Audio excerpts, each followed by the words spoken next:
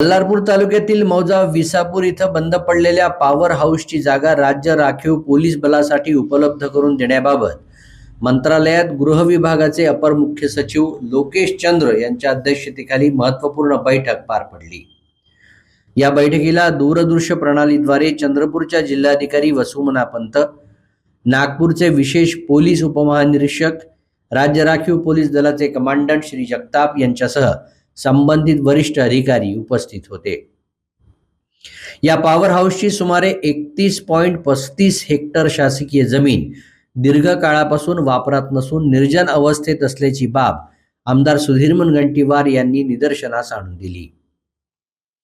ही जागा भौगोलिकदृष्ट्या तसंच स्थानिक सुविधांच्या दृष्टीने राज्य राखीव पोलीस बलासाठी अत्यंत उपयुक्त असल्याचं सांगण्यात आलं।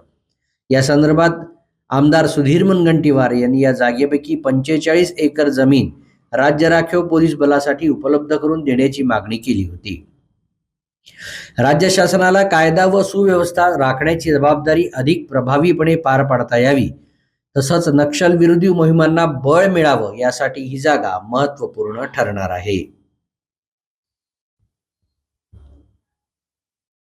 प्रस्तावित जागेवर राज्य राखीव पोलीस दलाचे कवायत मैदान, शासकीय निवासस्थान, पोलीस अधिकारी विश्रामगृह, समादेशक कार्यालय, गटभंडार, शस्त्रागार, बॅचलर बॅरॅक, मेस, मोटर परिवहन विभाग, क्रीडांगण, दरबार हॉल, रुग्णालय, उपहारगृह, शाळा, नक्षल अभियान डेमो मैदान, जिम्नॅशियम, नक्षल बंदोबस्तासाठी 3 कंपन्यांच्या मुक्कामाची व्यवस्था, मनोरंजन हॉल आणि इतर आवश्यक सुविधा उभारण्यात येणार आहेत, असंही आमदार मुनगंटीवार म्हणाले।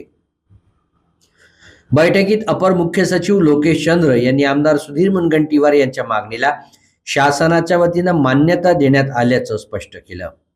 तसंच या प्रस्तावासंदर्भातील आवश्यक अनुषंगिक प्रशासकीय कार्यवाही लवकरात लवकर पूर्ण करण्यात येईल असंही सांगितलं।